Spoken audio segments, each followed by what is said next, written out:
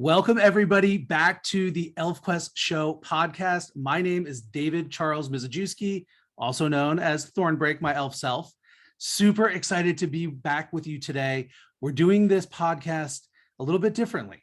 Today, we are not only recording the audio, but I'm also recording it on video. And we're going to share this video to YouTube. So if you're watching on YouTube, you're going to get to see me and my guest host, who I'm going to introduce in a minute, talk all about this. If you're just listening the old-fashioned way, well, no worries. We're not going to show any extra visuals on camera, but thought it would be fun to kind of do a video version of this. It's been a while since we did an ElfQuest Show podcast. The whole idea behind this podcast was that every time a new issue of ElfQuest came out, we would do an episode. And that's how the founder, Ryan Brown, and I actually did it all through the Final Quest, and even up to the first 4 issues of the current ElfQuest series, Stargazer's Hunt, which the first 4 issues came out, the pandemic happened, Dark Horse had to pull back some of their publications, and so those last remaining 4 issues never came out as individual comics. So it's been, probably a year and a half since the last individual ElfQuest comic came out, and therefore it's been that long since we did an ElfQuest Show podcast episode. So really, really psyched to be back with you today. We're here, of course, because Stargazer's Hunt Volume 2, the remaining 4 issues, is finally here. After many delays, and again, never actually coming out in comic format, but seeing the light of day for the first time as a collected edition, a trade paperback as it's known, that collects all 4 of those issues into one book. It is out, finally. So June 8th, it actually hit comic shops, and it's going to be released a little bit later in bookstores and digitally. Typically, this is how it works in the industry. The comic shops get it first. That gives them a little bit of a leg up of some of the big, massive book retailers, small businesses and all, and that's just the way the comic biz works. So that's pretty neat. And so hopefully, if you're watching this, you've already gotten your copy of Stargazer's Hunt Volume 2 from your local comic shop. It'll be out right now. It's slated for July 5th in bookstores, and that includes online sellers like Amazon and Barnes and Noble and other local bookstores, as well as digitally. That's going to be July 5th is what it's slated for right now, subject to change depending on shipping issues. So again, hopefully, if you're watching this, you've been able to get your hands on a copy and you've read all of this book, which again is issues 4 through 8 of the Stargazer's Hunt comic series that actually never were published as individual comics. Really a lot to talk about here. And again, I've got a special guest coming up in a minute, and we're going to dive into it like we always do. We're going to discuss, we're going to gush, we're going to fanboy and fangirl, and maybe even shed a tear or two, because this story of Stargazer's Hunt is pretty emotional. But before we do that, before I bring my guest host on, just a couple bits of news, like I always do. I like to start with some news. So again, Stargazer's Hunt, June 8th, finally became available exclusively in comic shops. That's in the US. Dark Horse Comics says that the dates should be mirrored in Europe. So hopefully for all of our European fans and other international fans, you've been able to get a copy of the book as well. But if not, stay tuned. Again, shipping delays, everything's kind of a mess right now due to the residual impact of the pandemic. So just be patient. I know Wendy and Richard appreciate everyone's patience, and so does Dark Horse Comics. The book will get to you eventually. But at any rate, the book is out, and but again, I want to note that it's exclusively in comic shops. I'm going to repeat, bookstores and digitally, it won't be out until right now. It's slated for July 5th. So if you go to your bookstore, you go to Amazon, and you see it not available until July 5th and are confused because I'm saying it's out on June 8th. Again, it's only in comic shops on June 8th. Now, there is the comic shop locator. If you don't know where your local comic shop is, you can just do a quick Google search for that. It's also linked on the Dark Horse Comics website. You can put in your zip code, and it will return to you a list of all of your local comic shops. Now, my advice is reach out to them in advance, because what I have found is that not every single comic shop is carrying Stargazer's Hunt Volume 2. And I know that's unfortunate. Every comic shop, what are they thinking, right? But the reality is that not everyone has it, right? So 2 bits of advice there. Number 1, ask them to order it. They can always order it, and it will come in with next week's shipment. So, don't be afraid to speak up and say, I like ElfQuest. I want to buy ElfQuest, and I'll buy it from you if you stock it for me.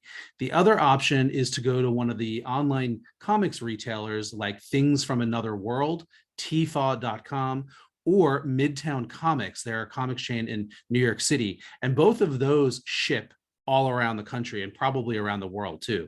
TFAW, as of this recording, was out of stock already. They've sold out of Stargazer's Hunt Volume 2, but Midtown Comics still has it listed. Again, when you listen to this or watch this, that may or may not be the case, but I wanted to signal boost that because I know not everybody has a comic shop near them, or they might not have a comic shop that actually carries the book, which again is unfortunate, but that's the way of the world.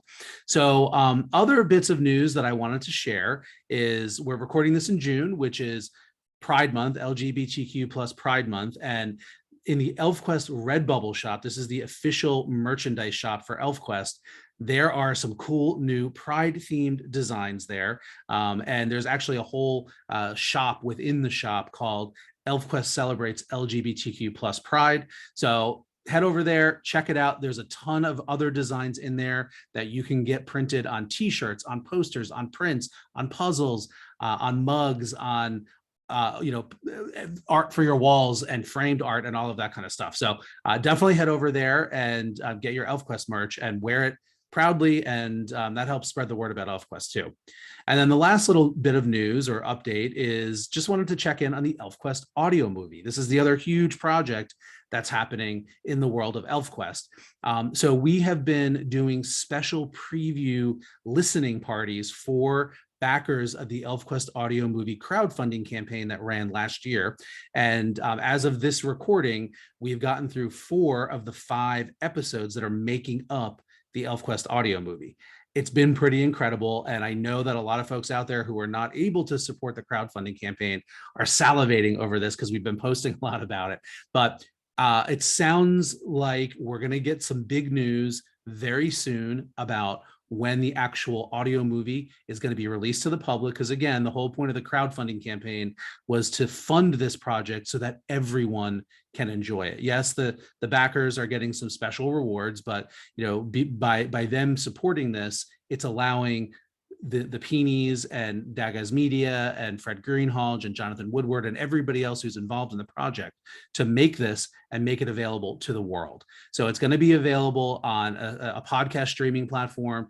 Everybody will have access to it, I think relatively soon. So stay tuned. I don't have any exact dates. And on the same note, there should be some news going out about all of the backer rewards, the incredible ElfQuest miniatures, and all the other great stuff. There was a bear claw head necklace and the script book and a whole bunch of other rewards for the different levels of the crowdfunding campaign.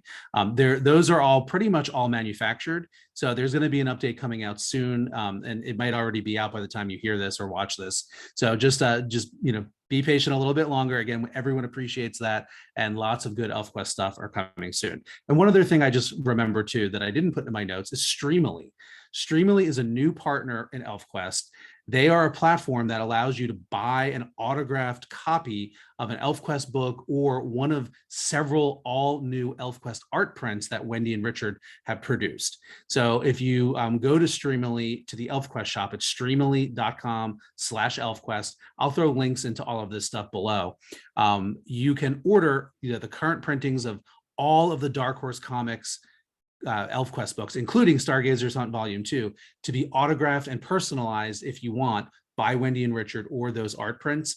And then what happens is every, maybe 6 weeks, every 2 months, Wendy and Richard are doing a live stream autograph session where they're going to sign as many of the orders as they can live on camera during this live stream. So you might actually get your book or your print signed on camera. If you want to guarantee that, you can opt for the VIP option. And that means that you will go first in the live stream and are guaranteed to get it signed on camera. So without further ado, I'm going to bring in my guest host. If I can figure out how to do it. There she is. Hey, Tanya. Hi, how are you? I'm good. I don't think you could have heard, you didn't hear my updates while you were in the waiting room there, but I was just giving everybody an update on the ElfQuest audio movie and all the different ways to get the Stargazer Hunt Volume 2, Streamily, all the good stuff in the ElfQuest world. So I'm thrilled that you're joining me again. Everybody, this is Tanya, who also goes by her elf name, River Plum. And so Tanya was a guest host with me on one of the episodes that we did on one of the earlier issues of Stargazer's Hunt that was part of Volume 1. And so Tanya and I happened to be there at AwesomeCon in Washington, D.C. Not that long ago. And this is where the book Stargazer's Hunt Volume 2 made its very first debut, because Wendy and Richard were able to get a box overnighted from Dark Horse so that we had it there available at the ElfQuest booth. And so Tanya was one of the very, very lucky people who happened to be able to come to AwesomeCon that weekend and was able to pick up a copy. And so Tanya, welcome back to the ElfQuest Show podcast. Super stoked, because you and I have been chit-chatting at AwesomeCon and ever since about all the cool happenings in Stargazer's Hunt Volume 2. So really psyched that you're back with me. Thank you. I'm happy to be here. I'm glad to come back, because I think we spoke about the first issue of Stargazer's Hunt. So it's a nice full circle situation to talk about the conclusion of it. So I couldn't be more excited to. Excellent. Well, I want to, before we talk about Stargazer's Hunt, give you a shout out, because you have like all of the ElfQuest merch, all of the ElfQuest Redbubble designs, and really appreciate you posting all of your great pictures of you modeling all of the ElfQuest apparel, because you make everything look amazing, and it's a really great way of kind of signal boosting to all the other ElfQuest fans that there is merchandise out there. And if you want to, again, get a print for your wall, or a greeting card, or a mug, or a t-shirt like you're wearing, it's just great to see fans enjoying that like yourself, and spreading the word. So just wanted to give you a shout out about that. Oh, thank you. Yeah, I mean, it's my pleasure. I'm happy to represent. That's where it comes from. It just comes from like my joy and my fandom. And, I want to know, like, all the people out there, there are other people that look like me that love ElfQuest, and, we're proud to, display it everywhere we go, which is, why I do it. So yeah. Thank you so much. To the chagrin of our spouses. Oh, exactly. Very much so. So yeah, not everybody in the world is an ElfQuest fan, I suppose. And so I try to keep my ElfQuest geekery to my my office here, and I've got my walls covered and everything. But my husband is very loving and tolerant, but if I spread it too much outside of my office into the rest of the house, he'd probably be like, okay, we got to rein that in. right, settle down. So yeah, this is my bedroom, but my husband let me put these up, and I got a winnow-will over here, and that's it for this room. But then my twins, I totally decked out their room, because they're young enough to not really care, and they had the wall space. So yeah, that's all I needed to do. Well, that's perfect. I have a little pro tip for everybody out there in the same situation. And that is, what I have done is I have a bookshelf with all of my ElfQuest books, but it's one of those shelves where you can adjust the height of the shelves. So I made one really sort of tall shelf, and I have basically like a picture frame easel that you can put a print or a frame picture on, or whatever.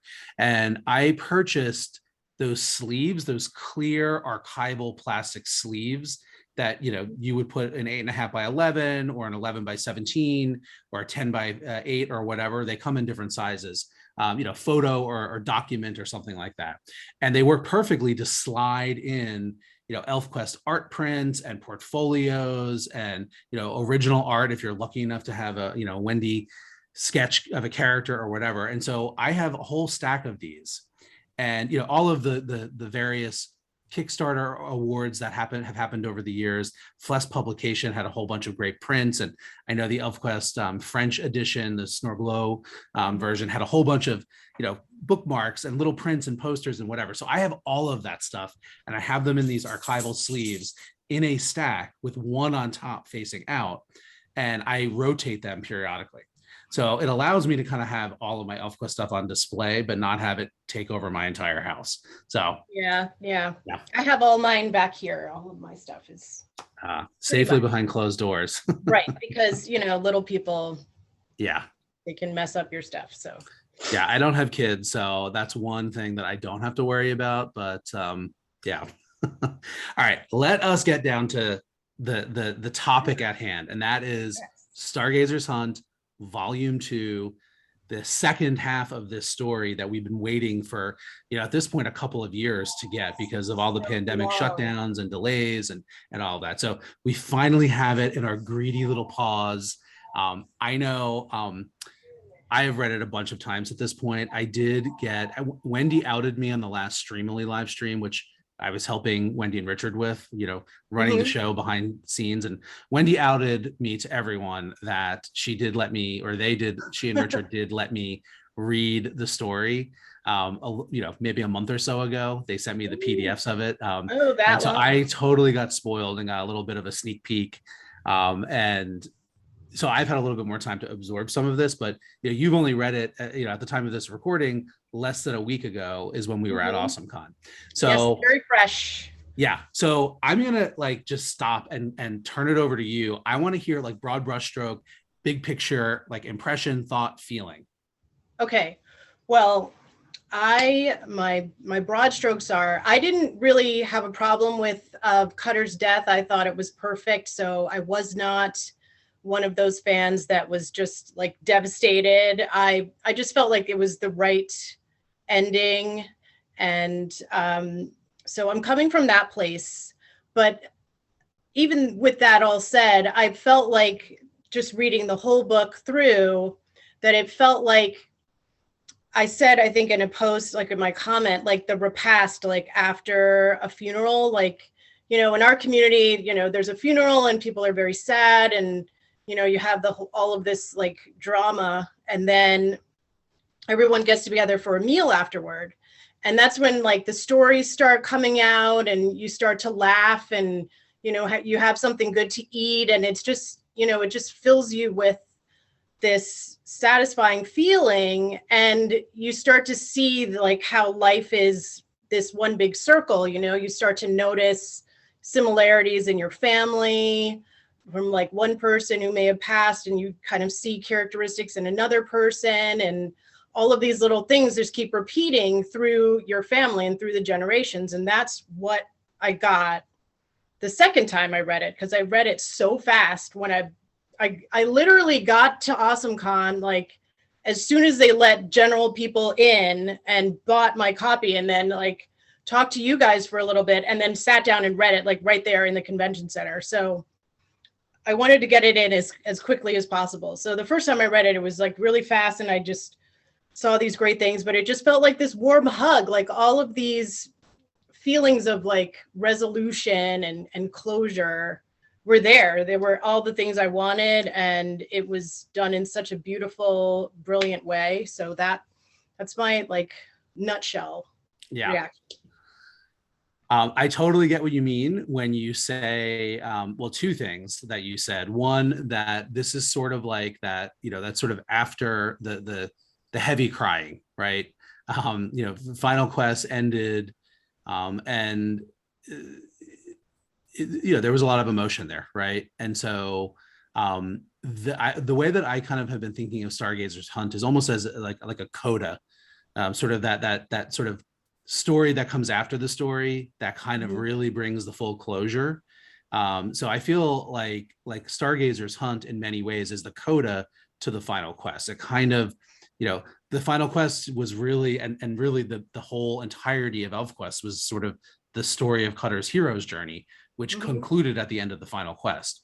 But Wendy and Richard, I think very deliberately didn't try to cram Skywise's story into that, sort of what we saw of Skywise in the Final Quest was, him reacting to what was happening to Cutter and Cutter's choices and that kind of thing, because, Cutter was the main character, but there was so much left there that it kind of begged for this extra story, right? The Stargazer's Hunt quest, which is really all about Skywise dealing with the loss of Cutter because he never really did it in the final quest, at least not fully. And so yeah, totally get that repass kind of idea where it's like all this stuff happened, and now we're kind of sitting with it a little bit, and we're moving past it, and we're kind of beginning to see other things. And this is the second thing that you said that I totally get. When you read Stargazer's Hunt Volume 2, you start to see some of these characters that are descendants of other characters.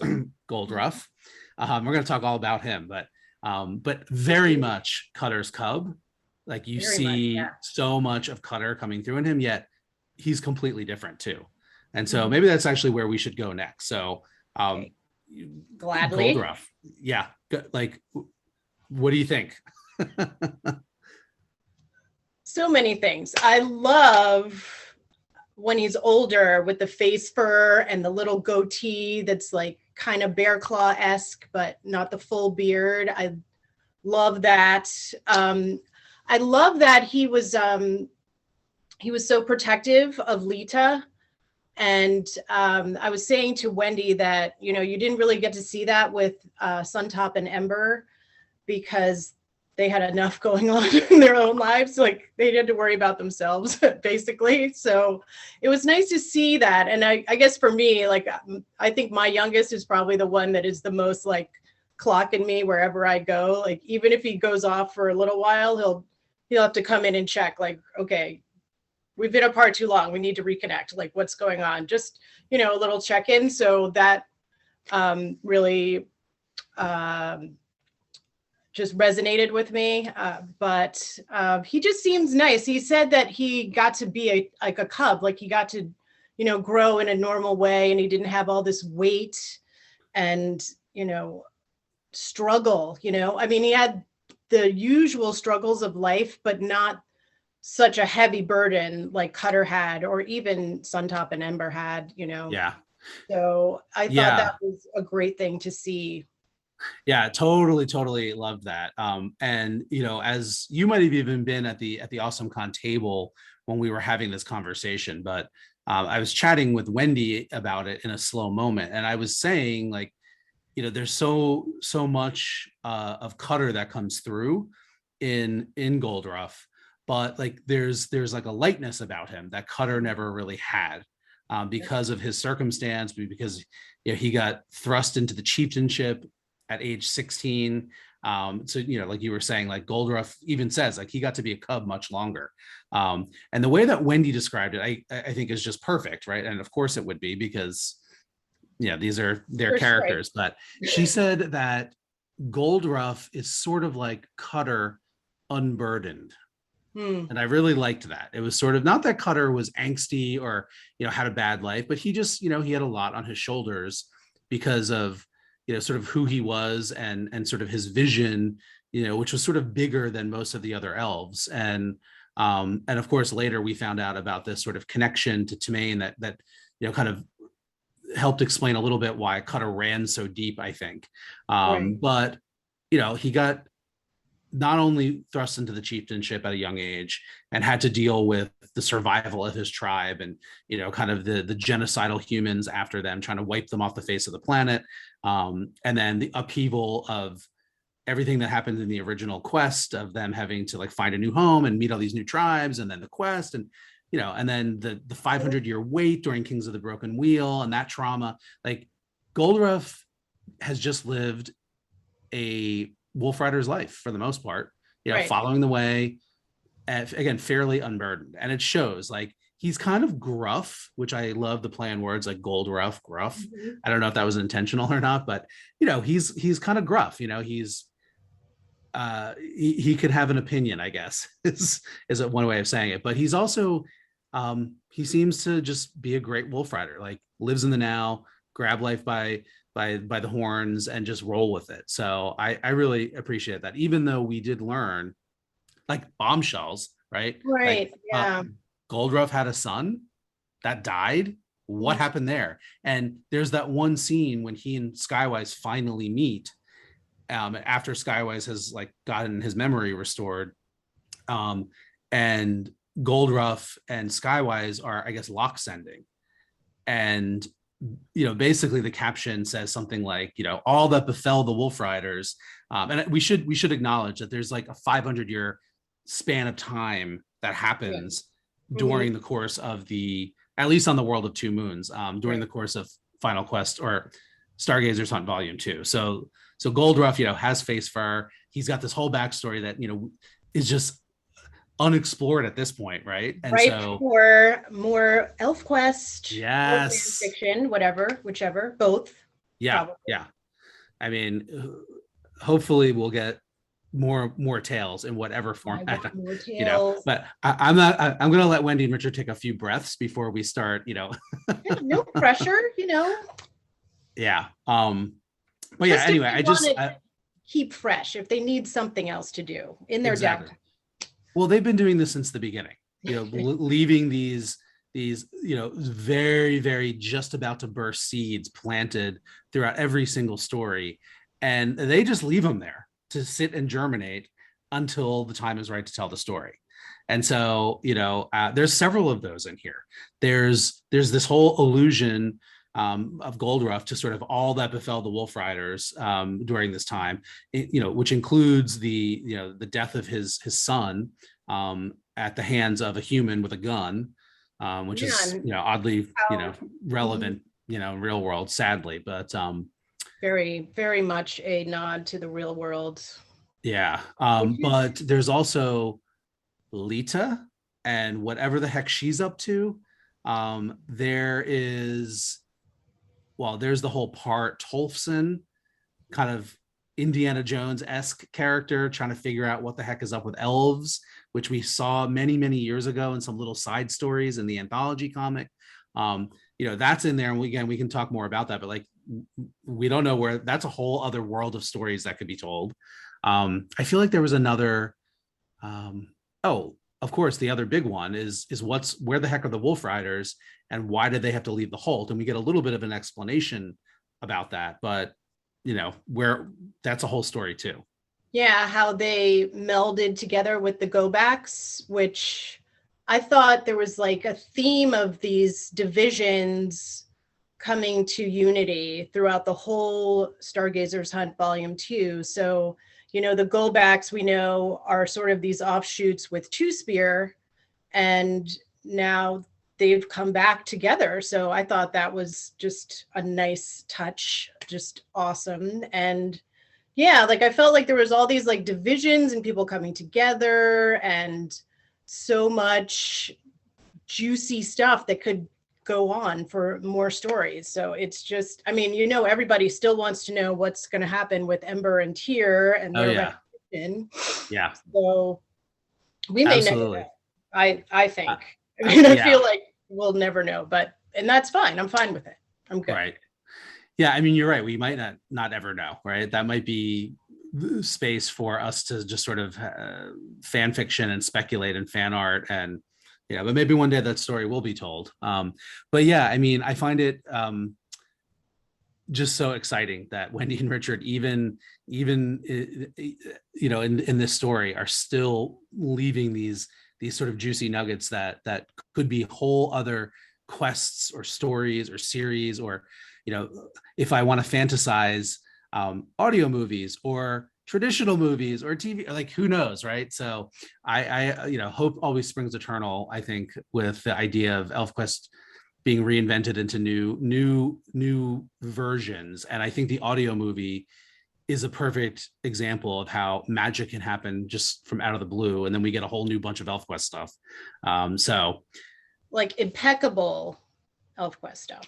That's exactly. Yeah. Nothing is, they don't go cheap on anything. The stories don't sell you short. This audio movie is, the level of production is just phenomenal. It just blows me away. So, the Pinis know what they're doing. It's just the best. They are the GOAT as far as I'm concerned. I try to open myself up to other things, and they're nice, but nothing is like ElfQuest to me. I don't think anything ever like compares to just the brilliance and the way the stories are crafted and the art and the colors and the feelings that they emote and their timelessness. I just can't, I just don't need to stray. I don't need anything else. Well, so let's talk about the art for a second. So, the art is gorgeous as always. And, Stargazer's Hunt is really a collaboration between Wendy and Sonny Strait. Sonny, who has been working, as Wendy's apprentice and sort of now co-artist. Sonny did all of the color work on the final quest, which was just gorgeous. And he's done more than that on Final Quest. He and Wendy worked together, and Wendy sort of did like layouts and sometimes really tight, but oftentimes looked, from what I can tell, very loose, that Sonny would then go in and, complete, do the sort of the inks, if you will, even though it's all digital, and the colors and the lighting and all of that kind of stuff. And so some of this art is just gorgeous. I mean, all of it's gorgeous, but it's tough because the graphic novel doesn't have page numbers, so I know I don't know where to kind of tell people to go to, but some of the almost like paintings of space yes, are just totally gorgeous. Like, you just kind of want to fall into it. The sections that deal with kind of Skywise's interstellar journey, as he has kind of fled the star home after Jink wiped his memory of Cutter, and he's trying to figure out like what is missing, and he just doesn't know. So he kind of goes on like a walkabout in the stars. But yeah, some of that artwork was just totally gorgeous. In fact, behind me here on my Zoom background, I have a piece of it, and it's Skywise's pod, zipping through the cosmos with planets and stars, and maybe, I guess that's a nebula behind. That was really gorgeous. So I was able to get that little piece, and I'm using that as my backdrop here. That's one thing that if you're just listening and not watching, that you're not going to see. I promised I wouldn't do that, so I'm going to try to commit to that. But yeah, I mean, just beautiful artwork. I don't know if there's anything else to say about that. It's well, of course there is, and I'm going to say it. There is a good balance between like Sonny's art and Wendy's art, where they kind of meld together. And there are places where, I feel Sonny's style comes through more, a little bit more cartoonish, and has all of that energy and dynamism that sort of that cartooning brings.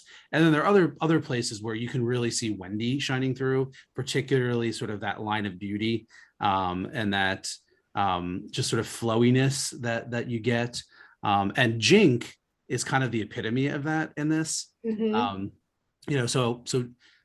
Skywise takes off at the end of volume 1, and he's off in space, and we'll talk about his adventures in a second. But essentially what we find out, and this is where my poor brain has a little bit of a challenge, but I mentioned it because I think a lot of other fans feel the same way. Time passes differently in different places in the universe. And so I think this is all like major advanced physics that Richard probably knows all about with his background. But at any rate, time has passed on the star home. It's passed on the world of two moons. Again, we find out it's roughly 500 years or so that has passed on the world of two moons. Lord knows how long time, how much time has passed on the star home. Though we do have a clue in that Satrika is an adult. Satrika is Venka's daughter, who was born at the very end of the final quest. And, we saw her in the volume 1 of Stargazer's Hunt as, a kid, a few years older than Jink. And you just get one shot of her when Skywise returns to the star home, and she's definitely an adult. So time has passed there too. How much time? We don't know. But anyway, Jink is an adult at this point. She started off as a kid. And I thought it was really cool and interesting to see hints of the Jink that we know from the Jink series and the Rebels and the Future Quest timeline that was told in the 90s, where Jink is she's experienced, right? She's got a lot of sass and attitude and all of the things, right, that go into being an adult elf. Um, i.e., she's very sexy and into sex. And the Jink that we meet in Stargazer's Hunt is this child, right? She's this innocent little kid. And we see her kind of grow up a little bit in the first volume.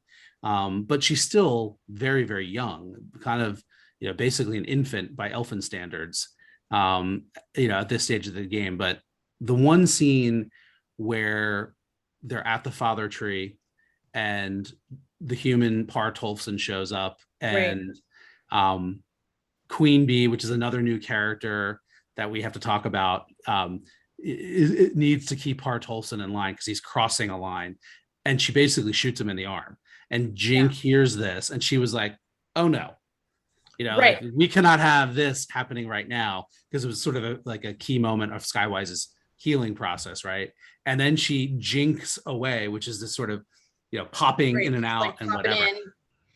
But did you get that vibe too? Like, I was like, we just like, this is a glimpse of like that future kind of sassy Jink, who just takes charge and does whatever the heck she wants, versus the younger, more innocent Jink that we have seen so far. Yeah, I did. I mean, she's very protective, right? It always comes from this sense of, I can do something. Even when she was, 3 years old, she saw that Skywise was hurting, and she just instantly went to like, I'm going to fix it, So I get that. I don't know the Jink stories as well. I mean, I read them once leading up to Stargazer's Hunt starting, because I felt like, I need to finally read this, because I was, I wasn't interested in a world without the elves. I was like, sure, yeah, tribe's not there, I'm good, so I was resistant, but yeah, I do love the way she just, she's proactive. She's not gonna, sit and ponder like, what should the right thing be? I'm gonna do it. I'm gonna stop this, and it worked too. Like, yeah. As soon as she popped in, he was like, what was that? And then that was it. So she accomplished what she set out to do. Yeah. Which is another great thing, I think. Yeah. I mean, well, it's funny because I didn't even think about that, about the fact that part of Jink's character, like who she is sort of take charge and make it happen. Mm-hmm. And that definitely is the Jink that is presented in the Jink series and the Future Quest, right? And so, but I didn't really think about it from the point of view of what you just said, which is that she was like that as a little kid.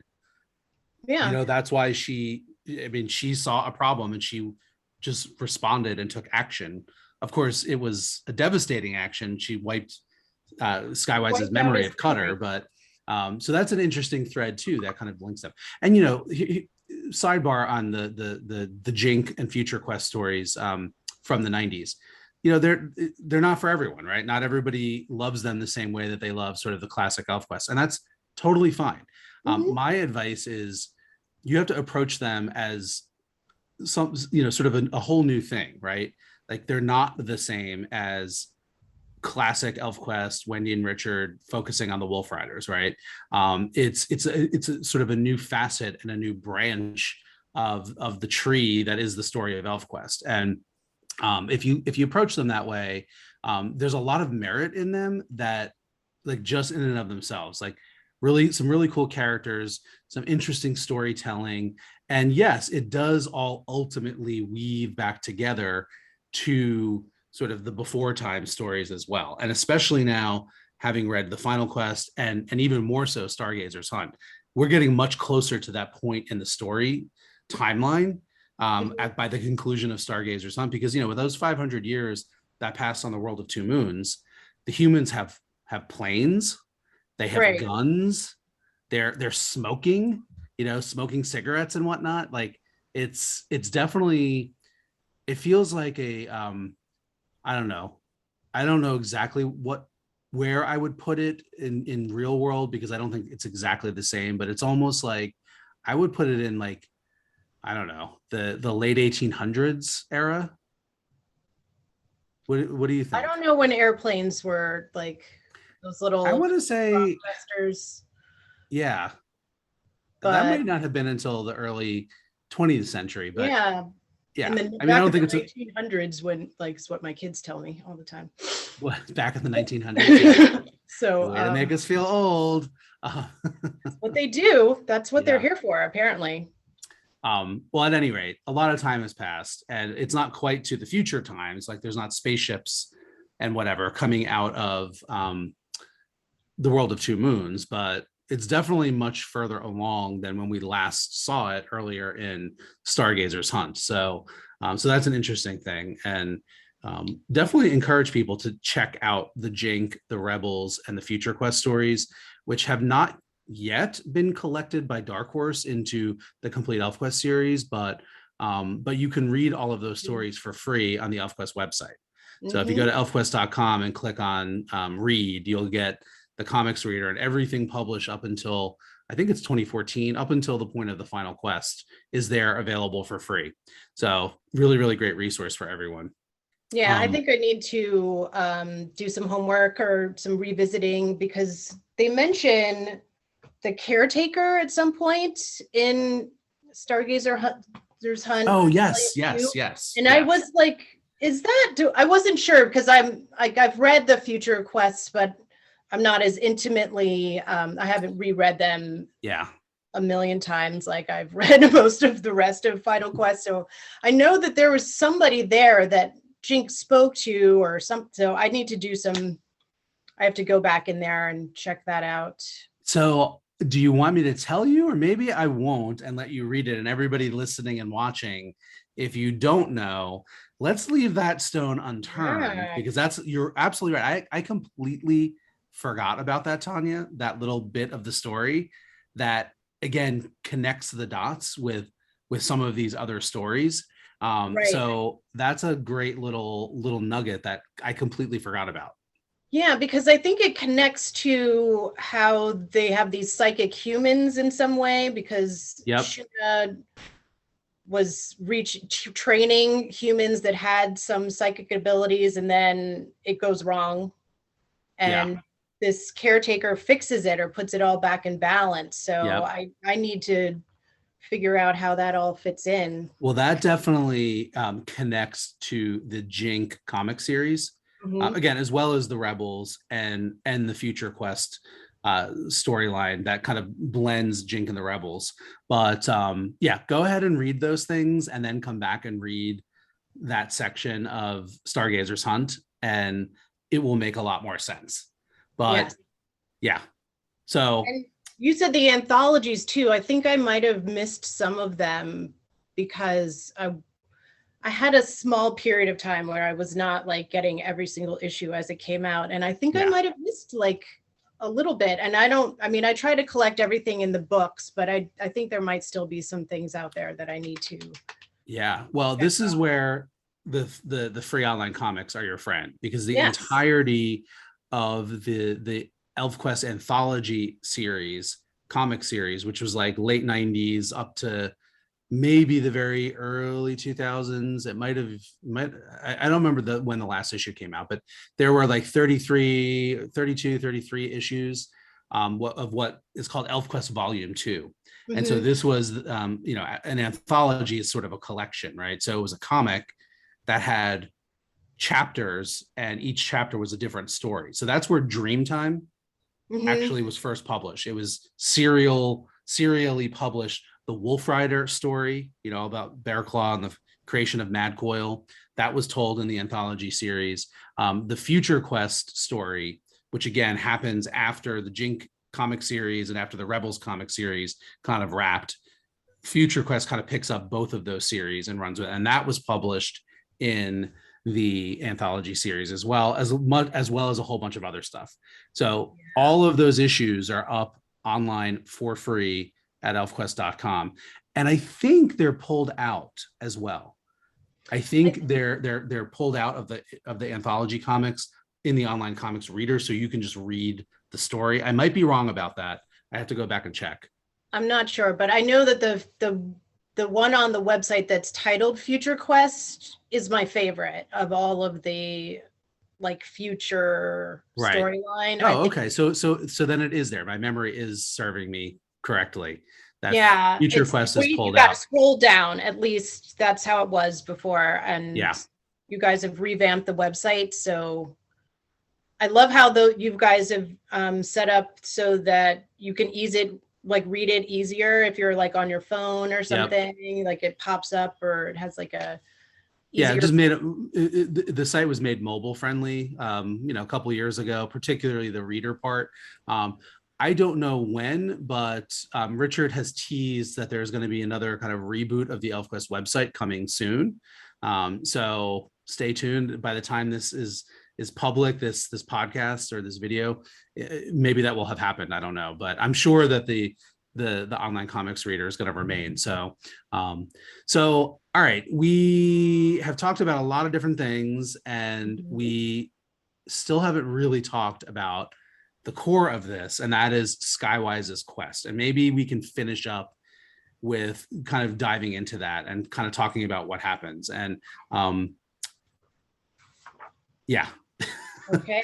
So again, set up here at the end of Final Quest, Cutter dies. Skywise doesn't ever really cope with it, deal with it, let it break his heart. And he never really fully kind of was let in on the Tamain Cutter connection. And so that's what Stargazer's Hunt is all about, because Skywise finally asked Tamain what the connection was, and she told him that they sort of are two parts of the same soul, him being the male part, her being the female part. And Skywise, of course, understandably freaks out, because that's like a weird thing I know a lot of fans feel that way too. It's like, what is this? I don't get it. But so Skywise freaks out and is really, really hurting because of this revelation, and then really feeling Cutter's loss. And Jink, in her innocence, tries to fix him and heal him by wiping his memory of Cutter altogether, which then prompts him to kind of freak out in a different way and flee the Starhome on this quest to figure out what he's lost. He doesn't even know, right? So he goes through all these adventures, and ultimately, he does find resolution.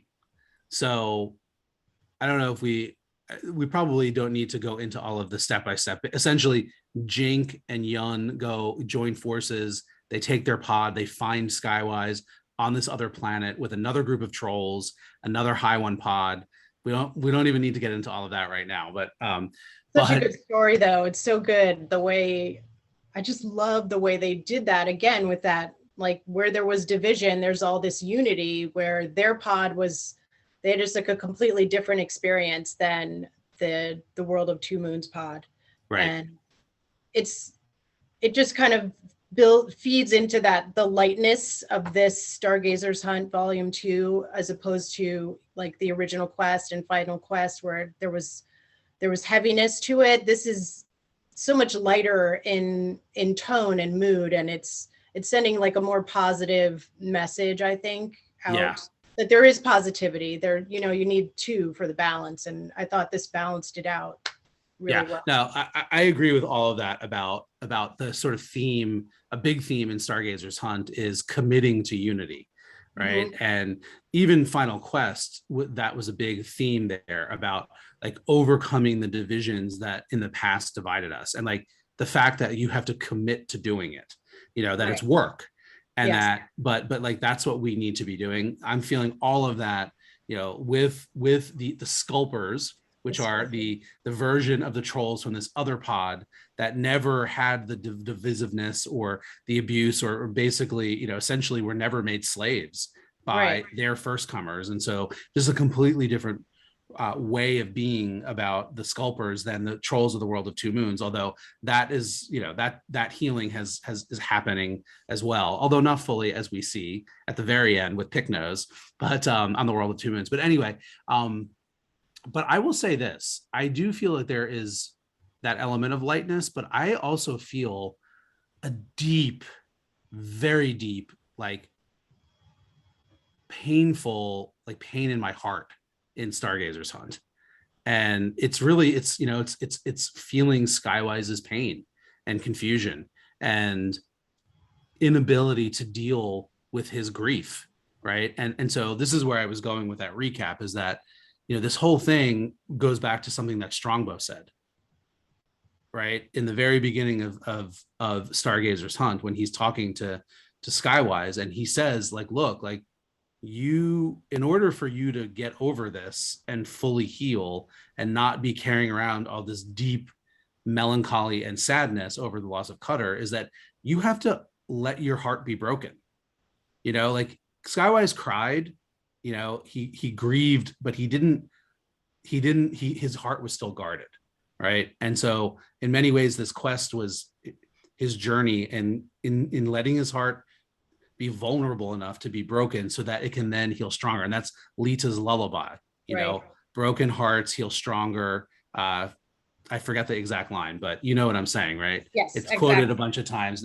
Of course, let me see if I can find it real quick, because it's so important. Broken hearts heal stronger for the mending, something like that. Where is that? Let's see. Well,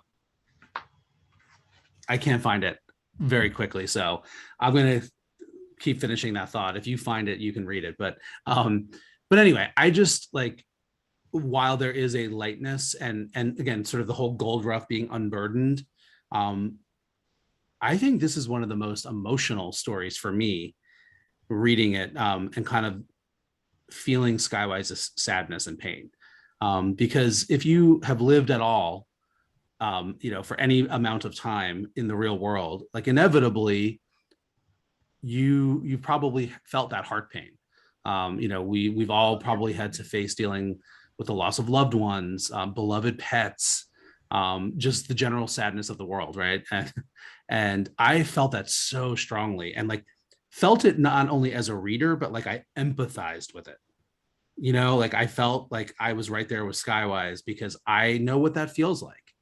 I've lost people very, very dear to me, and had to go through that grieving process and the letting go, and in order to heal and move on. So I don't know, like even the conclusion, I still felt that, but in a good way. I don't know if that makes any sense. It's like your heart hurts in a good way by the end of this.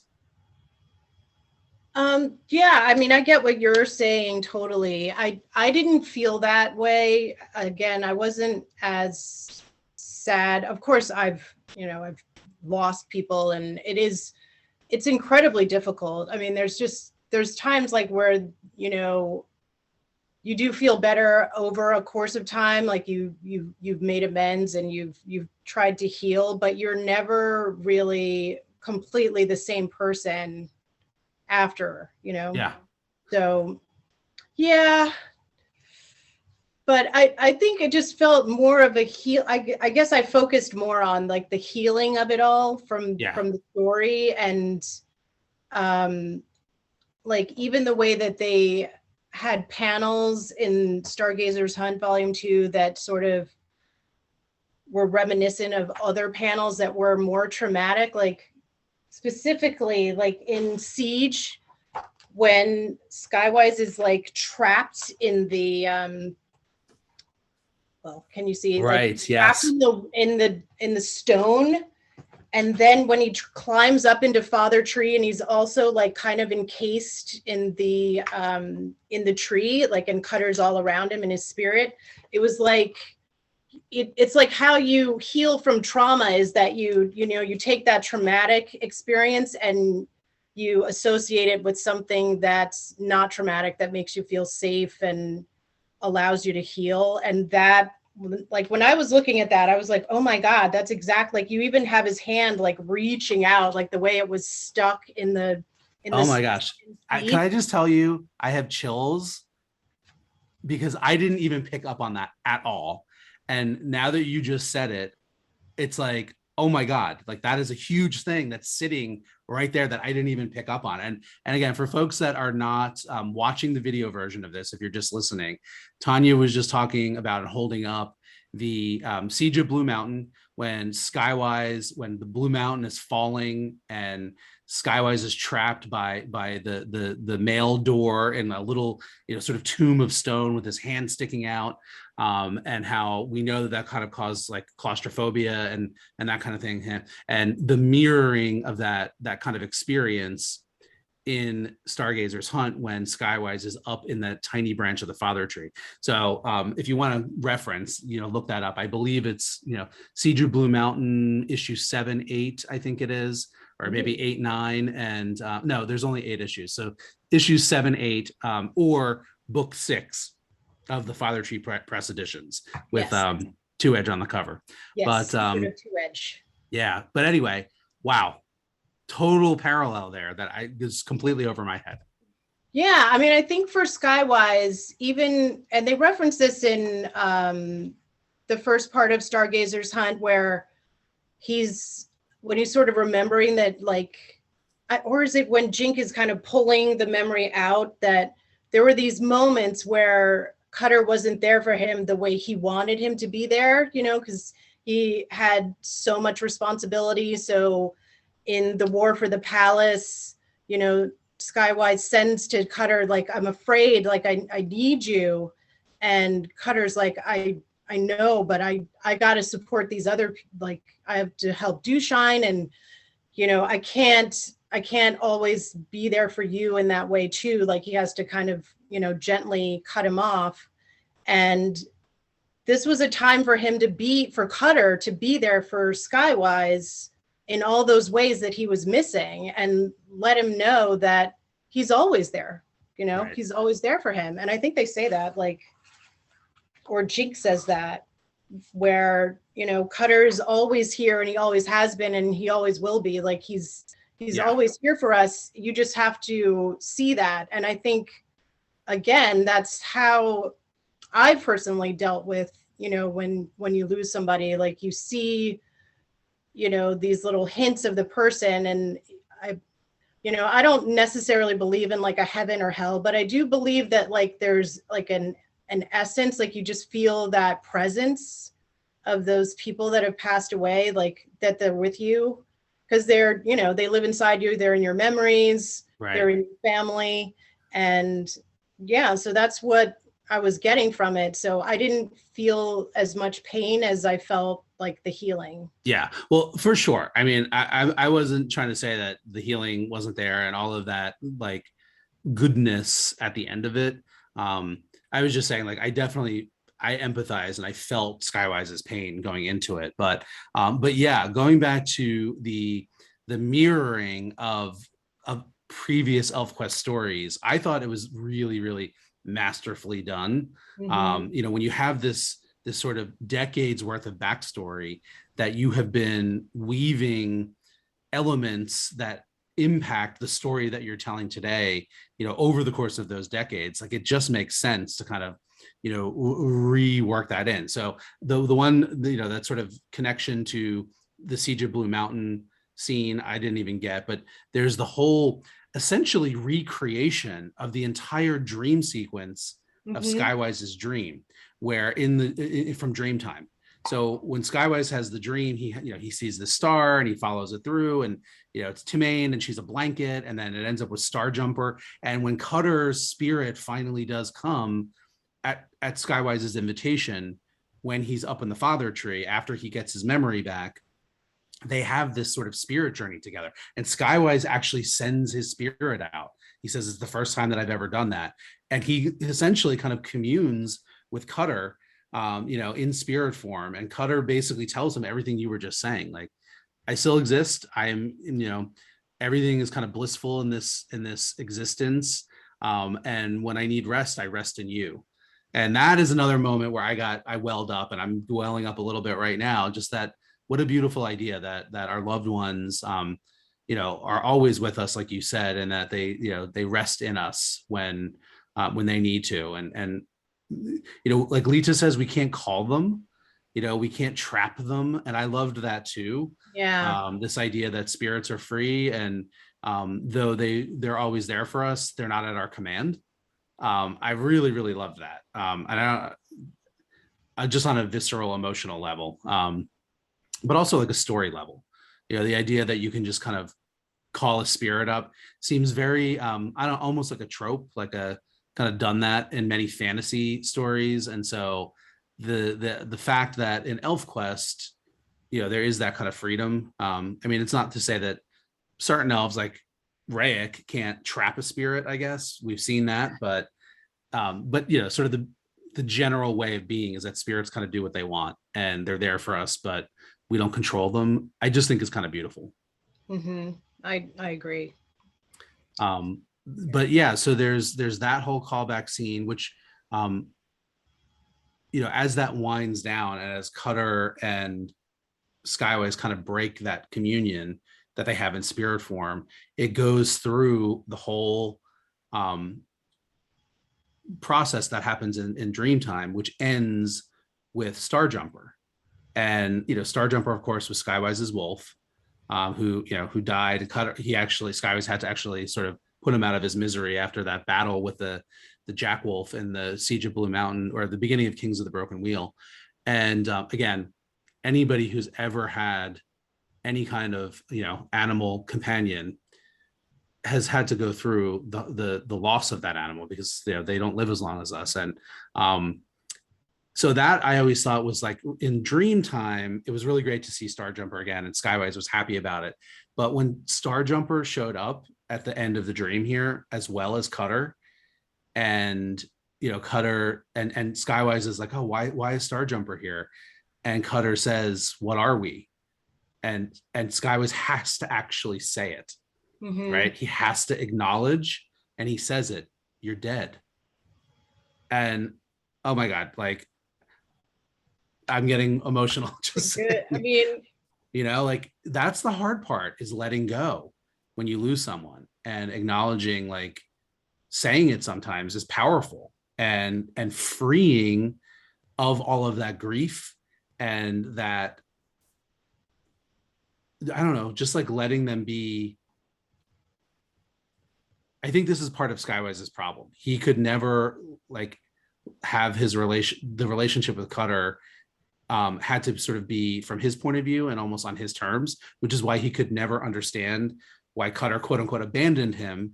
Right. Whether it was during the Palace War or, deciding to die or live a Wolfrider's life, right? Like, Skywise couldn't get that because it was all about me, right? In many ways, he was kind of selfish about it.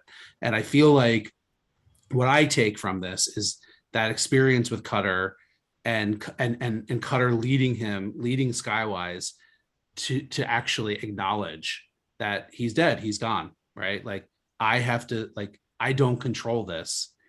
This happened. I have to keep living with this knowledge. And now I know, that Cutter's okay. And that's like the heartbreaking and healing stronger for it. To me, that's what I got out of that. It's the growth, like when you work out, you gotta like tear some muscles to build new muscles. You gotta kind of do that internally to grow. You kind of got to stretch and be uncomfortable and accept things that are hard to accept. And it does make you a better being, because you have that knowledge. And I think it does take time to kind of acknowledge that, like, you can know that something's happened, but you can't really accept it or really internalize it. And I mean, this was his moment to really do that, because I don't know if he ever really did that before in his life, Skywise, because right. His parents are killed before he's even born, pretty much. So I guess, an elf beingness, like, you knew that presence, but he didn't know his parents. So he grew up with the tribe, and then his first real relationship is with Cutter, and it's with Starjumper. And when Starjumper dies, he's like, I don't ever want to, go through that again. So he turns to Tamaine. Tamaine is his wolf friend after that. And right. And she's eternal. Right. She's eternal. She's his life mate. And that's at the time then, that's what he needed. But now that he's growing and older, he needs to accept that there will be loss. You can't fix everything the way you want it to be. It's going to be what it is. Well, and I'm so glad you brought up Kings of the Broken Wheel and that moment in that conversation that Skywise has with Cutter, when they are laying Starjumper to rest on the hillside. And that's the first time that we hear Skywise in the story kind of articulate, like, he can't accept death. It's really hard for him. He doesn't like it when the leaves go brown in the autumn and they fall off, even though he knows they're going to resprout. And, you know, that's when he says to Cutter for the first time, like, I'm going to the stars. I know that's going to happen. But what a tremendous callback to that scene, because this is exactly what I was just saying. Like, Skywise has always had an inability to kind of accept things that he can't control or that aren't on his own terms, and he struggled with that. And now I feel like Stargazer's hunt kind of finally brings a conclusion to that conversation, and all the more special it is that Starjumper kind of was part of that scene in Stargazer's hunt, because it was really prompted by that conversation was really prompted by Starjumper's death in Kings of the Broken Wheel. Right. And so yeah, lots of callbacks. Yeah, I mean, Skywise is a Starjumper, so that's what they all are. It's just right. Perfect.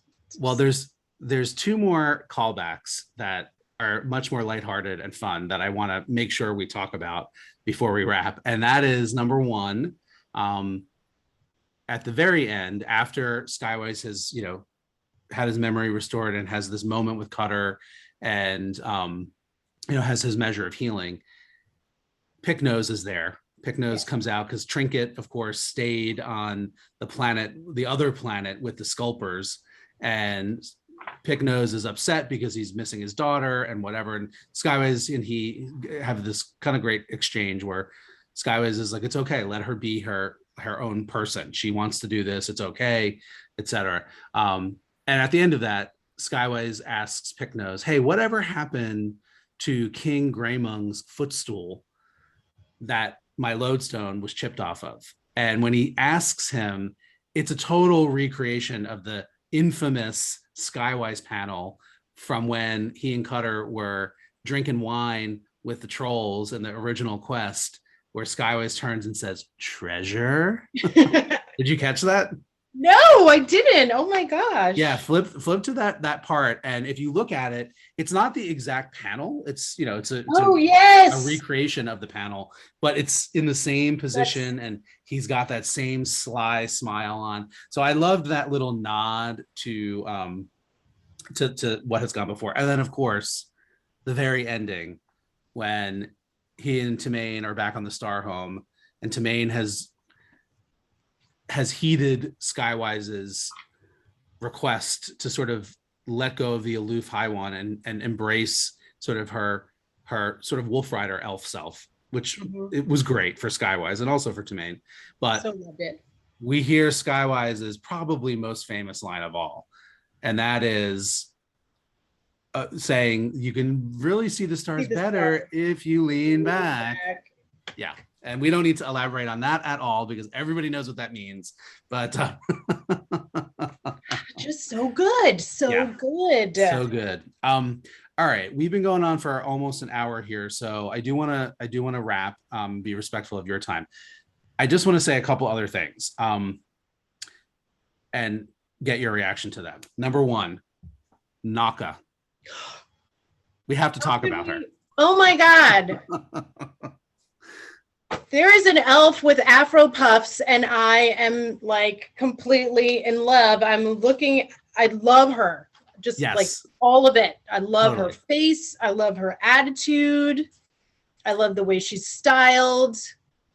Just totally, it was like a gift. I felt like it was like a gift to me. And I showed like my whole family. I'm like, do those look like afro puffs to you? Because that looks like 100%. See that, like that, just, I mean, that's just what's so great about, you know, ElfQuest and Wendy's vision, and the way like she's always kind of just thought about inclusion and the way things look, and like there's not just like one form of beauty or anything like that. So yeah, Naka, that's it. I love it. The minute I saw her, I was like, I love you. You're amazing. I want to know everything about you. And so Naka, we learn, is the daughter of a go back and Oler, who is New Star's life mate. And apparently the three of them were having a little bit of fun up in the Rootless One's Dell where they live now. And Naka's mom, basically conceived with Oler. And so that's where Naka came from. And I think of her, like my very top line impression of her is like an equal part blend of Kavi from her go back side, right? From Naka's go back side, and Shen Shen from her Sun Villager side. She's got sass, she's got attitude, she is not afraid to speak up, but she also has good fashion sense. Like she's in total sort of go back style garb, but it's sort of like pink and lavender, so it's like so fun. It's totally fun. Yeah. And I just adored her. And every single line, I mean, she's just a small character, right? She's introduced as Goldruff's love mate. She apparently is very young, is all they really say about her. And girl is not here for Jink. The minute that Jink pops back in after 500 years away from the world of Two Moons, and Naka sees the connection between Goldruff and Jink, she was like, no, that's my man. Yeah. Like, you need to step off, go back to wherever you get in your pod and get to step in. Which just goes to show you that not all elves are, sort of living at the highest hum, right? Like a lot of them have a lot of humanity to them.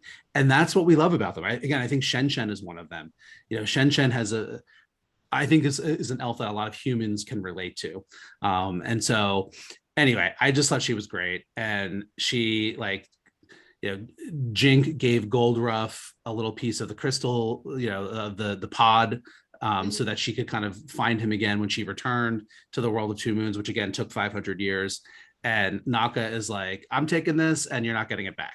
Right. Because it looks good on me. Right. And I'm and her nickname for Goldruff is Shagback Meat. Like what a term of endearment. So anyway, I want everything Naka. I want everybody out there to do fan art of Naka. I want to see Naka cosplay. I want Naka to have her own series. Like bring it on. She's just like that lovable and endearing, and like in a very small amount of screen time, if you will, like immediately made me fall in love with her. So that is like good character development and storytelling in my book, if you can just like instantly get a character and completely love her. So yep 100% love it. All right. And that probably is a good note to end on, because why not end with us gushing about something? I mean, there's a lot that we didn't talk about, and that's okay. Maybe I might even do another one of these podcasts and maybe invite another guest host on, and we can kind of explore some of the stuff that you and I didn't get a chance to talk about. But any last thoughts that you want to share about the issue, or anything that we didn't get to that you really want to say?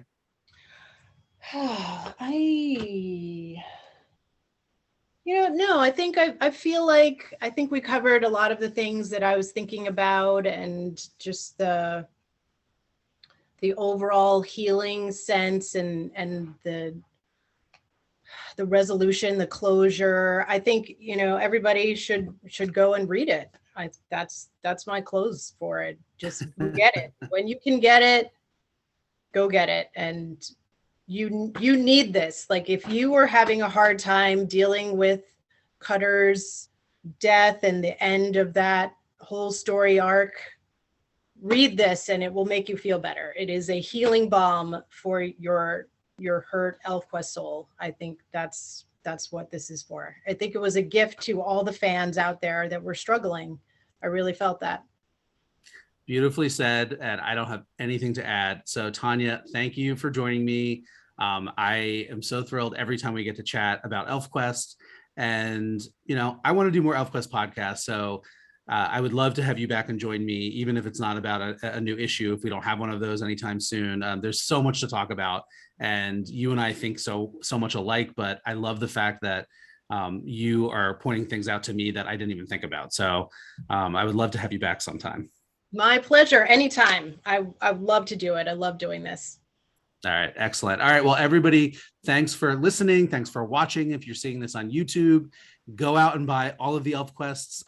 Follow ElfQuest on all the social media. We're on Facebook, on Twitter, on Instagram. There's the ElfQuest website for all the latest news. And until next time, shade and sweet water. Shade and sweet water. Bye, everyone.